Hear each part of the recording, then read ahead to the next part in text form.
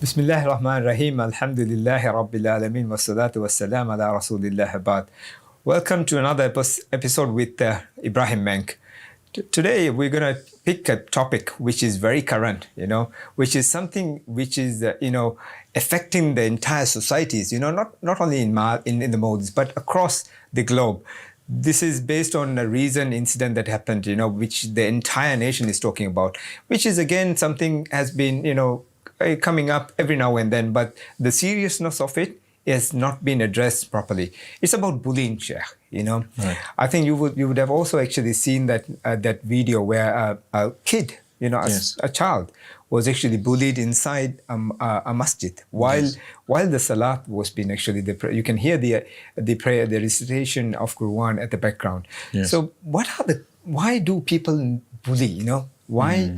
Why does somebody has to actually belittle a person, or even harass somebody by words, Yes. let alone being violent, But in this video, we see not only, being abusive in terms of words, but also, being violent and, hitting the person.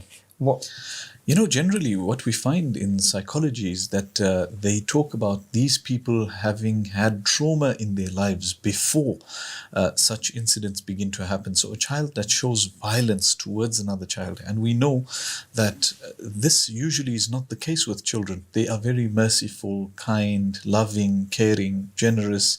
Well, children can be stingy as well, but besides having a few negative characteristics, they are pure at heart. Children are innocent, right?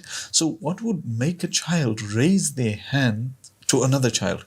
Of course, in this video, the child was quite old. I think he was about 12, 13 years old. Yeah. So we see that while the Quran is being recited in the masjid, and this child is beating another child.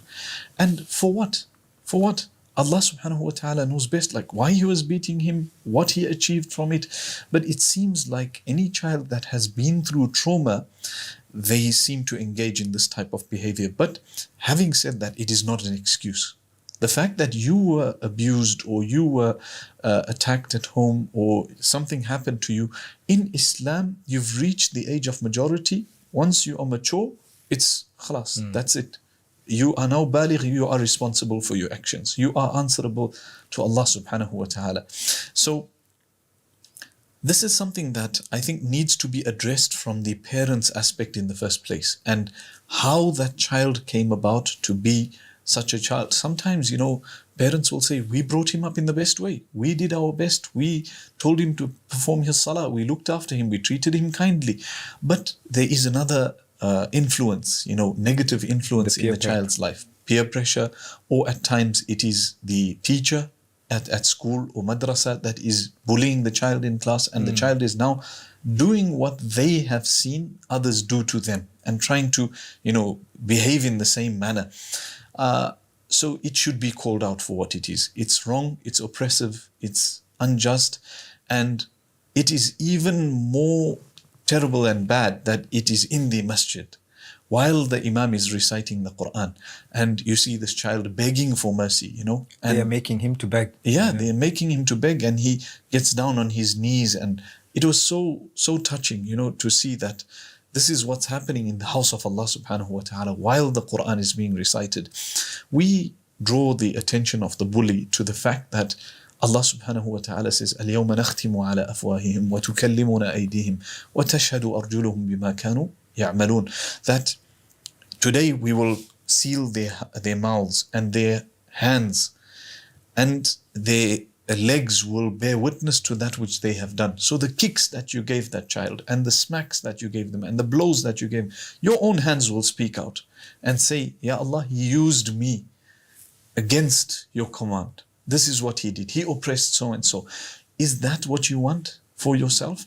So if this child is going through some trauma, has been through some trauma, we need to help the child, take him, counsel him, reform that child instead of constantly attacking him as well. We draw his attention to the fact that he's oppressing someone, he's doing something wrong. Him being abused doesn't justify him abusing others. But at the same time, we try and have mercy upon him in the sense that, look, it is not over. It is not the end of the day. Sometimes a person who was bullied, and in this fashion, a person who was bullying, and then he was called out for his mistakes so much, the whole nation is up in arms now and saying, what you've done is bad. It ostracizes him from society, where he feels, I can't get back into community. That's now making him more of a person who keeps to himself, doesn't, and possibly grows up with even more psychological problems. At this young age, right, when he's actually cut out from the society, Yes. the effects can be so worse that he might actually even do something even bad. Yes. Yes. The bullying is also, I mean, like, yes, as you very correctly said, Sheikh, they are traumatized, or they actually come from broken homes, so they've actually seen this being done. Some do it for the fun of it. Yes. There is not, quite a lot of people, because, I don't know, there's no fun in it. But then Yes. they find, you see, there's a person videoing it. That person videoing, he doesn't have a heart, right? Yes. And he's enjoying it. Yes. How can you take a video of someone in Being pain? beaten. Yeah, wallahi, that's beyond me. I can't understand how people enjoy inflicting pain on others. And similarly, we see obviously on a much larger scale, but in Gaza, for example, there is pain being inflicted on innocent children. And then when you hear the justifications, it's absurd. How can you say that this child will grow up to be a terrorist? That's why it's a child. It's a child. Terrorist Doesn't matter. in their definition. Yes, according to your definition. This word terrorist is overused. Imagine, if I have someone that I have a grudge with, just call him a terrorist. That's it. If there's no definition to the word, call him a terrorist, and then you can do whatever you want to him. Why? Because he's no longer human. He's a terrorist. So that's what they've done to these children. They've dehumanized them, said they are terrorists. So just do whatever you want. You know what? Even if he's not a terrorist today, he will be one tomorrow. And that's where Islam is just and Islam is fair. And Rasulullah ﷺ says that children are innocent. They are not even responsible for their actions until they reach the age of maturity. So really, this is, subhanallah, I can't understand, I can't fathom why someone would enjoy seeing another human being in pain. When we see it, you automatically feel, your heart goes out to, let alone human beings, even animals. Exactly. Someone is abusing a dog on the street, beating that dog. It enrages you. Your heart goes out to that dog. And this is a human being. How can you enjoy and gain happiness from that? I can't get it. And we are told to actually, when we see wrong, Yes. we stop it with our hand if we can. Yes, right? that's a And good then point. If we can't, then at least by words. And here we're saying, people enjoying it. Yes, yes. So we allowed, right? In case if he sees it, Yes. even if we think that that group or that gang is or can overcome you, you still try stopping it. Help the oppressed. Yes, help the oppressed, definitely. That hadith that you mentioned is so true. Man ra'a minkum munkaran. Rasulullah says, the one who sees something evil, فَلْيُغَيِّرْهُ بِيَدِهِ, let him change it with his hand. And the fact that he's drawing our attention to, you see something, because oppression usually happens when it happens in front of your eyes. You absorb it through your eyes first. You see that this person is being oppressed, you should go and help him. Instead of, imagine, taking your phone out and recording that. And then it says, فَإِن لَمْ يَسْتَطِعْ, okay, you are too cowardly to stand up and help the person physically, or perhaps you see yourself as weak, you can't do it. Okay, فَإِن لَمْ يَسْتَطِعْ فَبِلِسَانِهِ. So with his tongue, he should say, stop, this is no good. Go to someone, call them, the elders, tell them, look at what is happening in the bathroom. Authorities. Call the authorities. In the masjid, there are so many elders, they're performing salah. Pick up one, say, come, someone who's entering, come and help. That is what you are meant to be doing. فَإِن لَمْ يَسْتَطِعْ فَبِقَلْبِهِ. So if he can't, then even with his heart, he feels that what is happening is wrong here. That shows that you are a human being. That shows that you are insan, and you understand that it is bad. What is happening is wrong. So change it with your hand. If not possible, then with your tongue. And if not possible, then at least feel that this is bad and we shouldn't be doing this. This thing of simply taking out the phone and recording means that your views on YouTube and on Facebook and Instagram matter more to you than the life of than the life of this human being. Imagine that person, went even further and really harmed this child, or the child was hospitalized, or God forbid even lost his life. Your views mattered more to you than just temporary views of so many million people watching it, than this child, and I can't understand how people's minds work today. They think that the views matters, and imagine the number of people who's cursing him. Yes. But one thing that I often say is that on social media, we tend to forget the one view that is the most important one. And that's Allah Rabbul Izzati wal Jalal. We care about everybody else. Whole world must see this content. But we forgot about Allah subhanahu wa ta'ala. And that is the view that matters most at the end of the day. Today you are living, you spread a viral video out there. What is the value of that video if you die tomorrow? What is the value? Nothing. In fact, it can be detrimental to you. So get up and help the situation. In this case, I think in a way, I don't know whether this child did it for that reason or not, but the one who was videoing, I don't know if he did it to spread awareness. If that is the case and he did it simply to spread awareness, then that could be counted as nahi anil munkar, which is prohibition from vice. He's trying to change it with his hand in a different way, right? He's putting a video out there so people can see and raise awareness. That also may be an angle that we can come to it from. Now, the other thing is, Shay, we find a lot of, just because of their age, these are, youngsters, 12, 13, they're not the legal age as according to the law.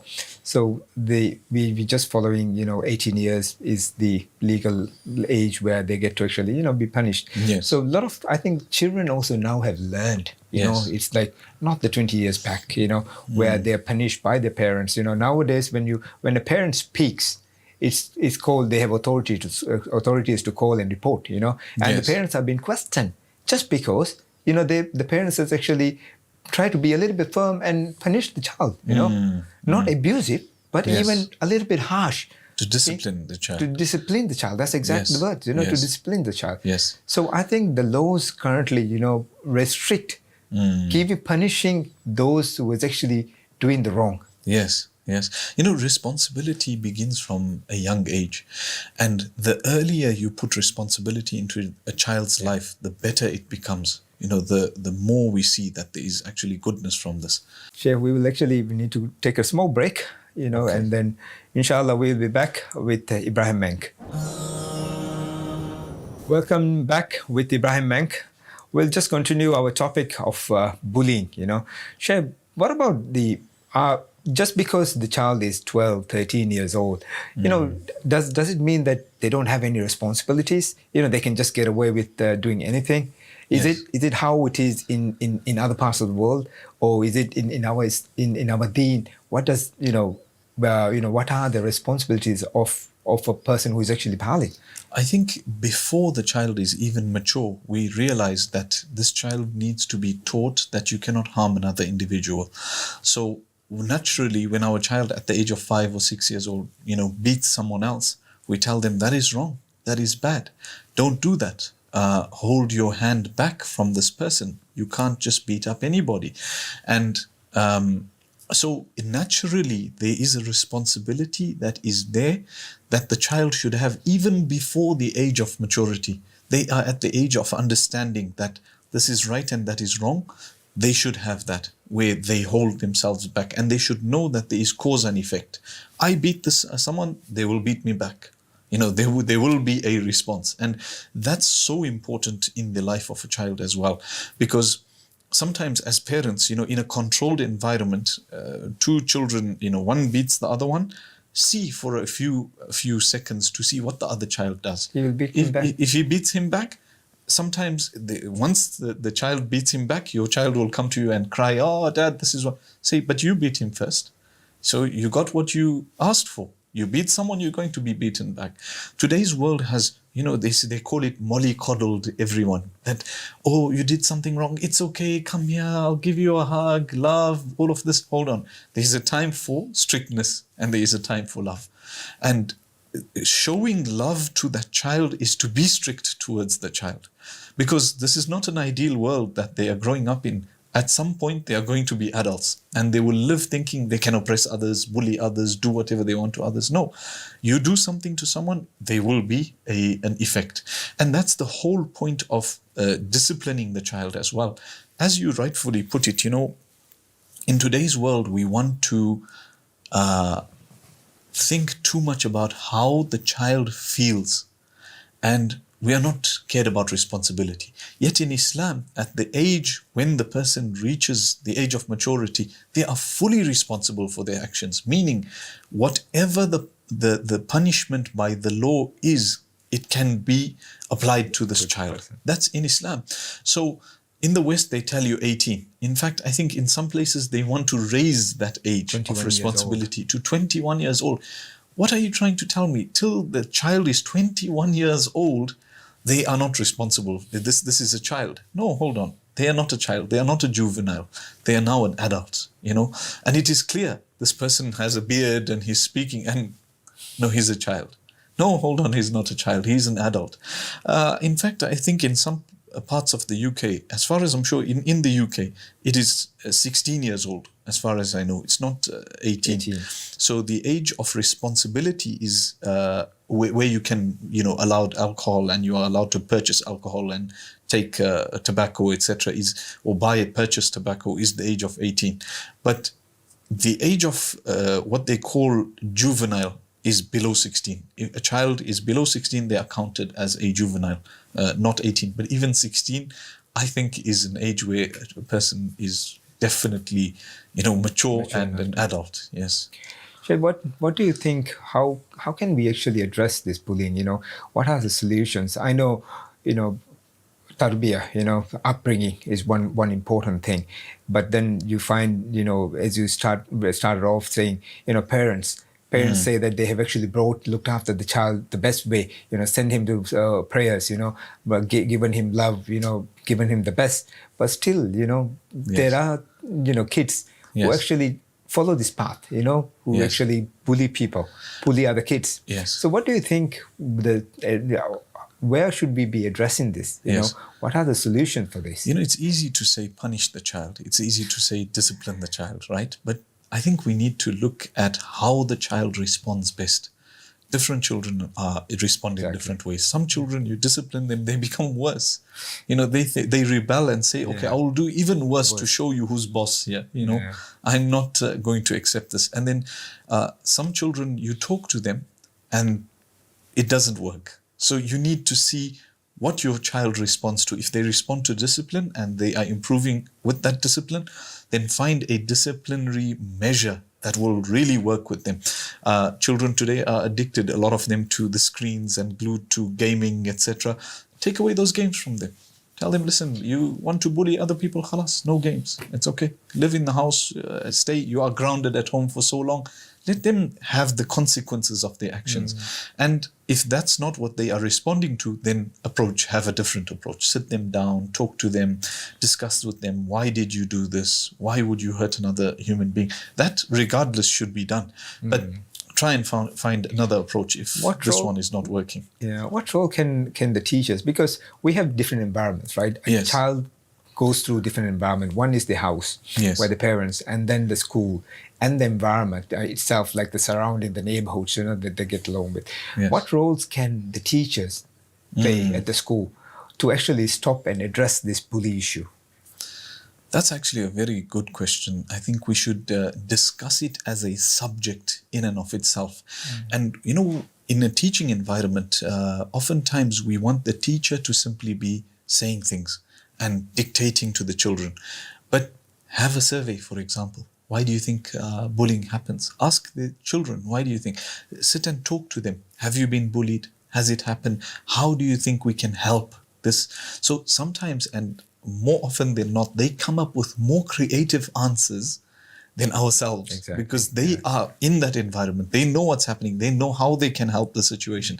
Children are more intelligent than we think they are. So involving them in that process of change naturally makes them feel more responsible. We've got more of a responsibility to stop this. Give them a scenario, play out a scenario in class. Okay, come to the front of the class, you two, and then this one, falsely just for the sake of show, beats the other one. What will you do, a third person standing there? How will you help the situation? Play it out in their mind so that they can imagine this for themselves. And, it gives them options as well. It's like training the brain. Okay, I've seen this happen. I can either stop it with my hand. I can go and call someone for help. I can do something about the situation. It really helps to get them involved in the changing, the process of change in that environment. Yeah, and also I think when you're actually doing a thing like that in the school, I think it's also physically, mentally, you're actually preparing them. You're actually educating them. The effects it has on the one who is actually oppressed. Yes. The trauma that he's actually going through. I think, as you said, that's a very good way of addressing it. And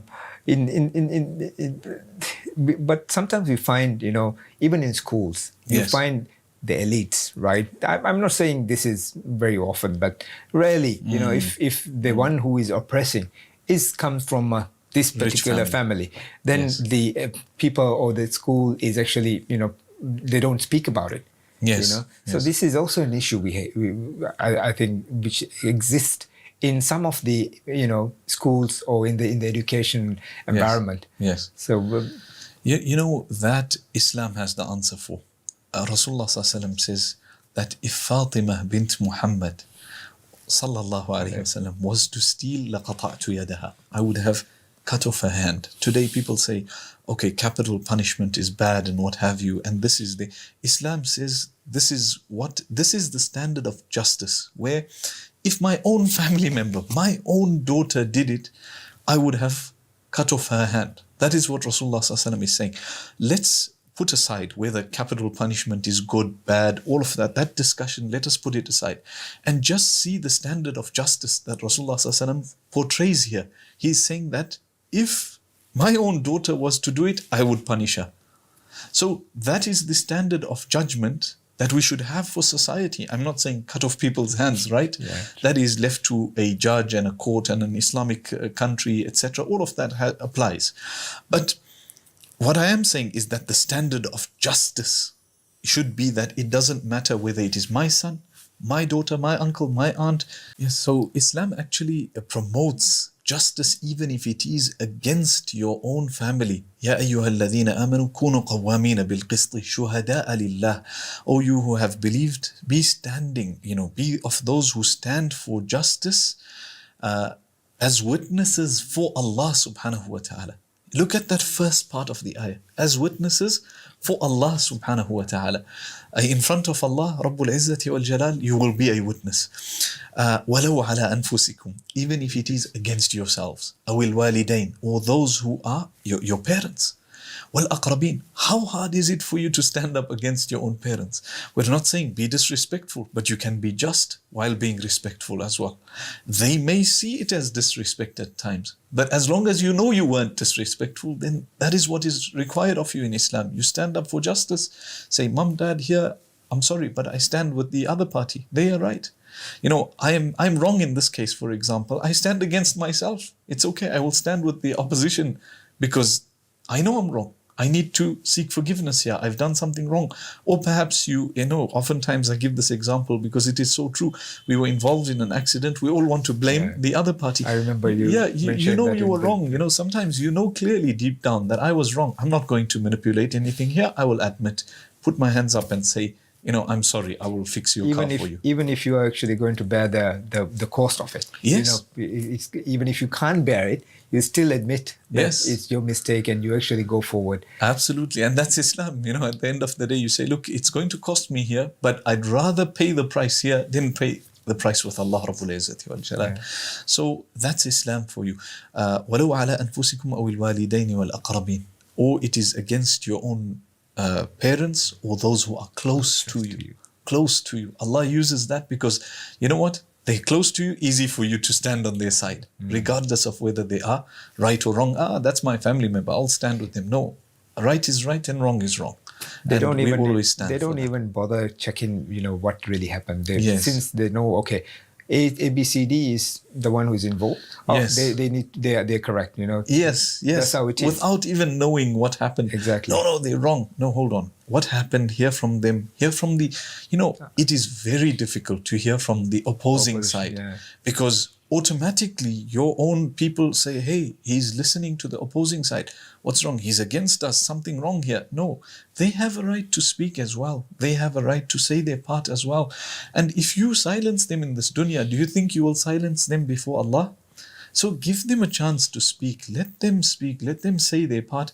And then you can judge, and then you can decide who is right and wrong, with your moral compass and your understanding of what is right and wrong.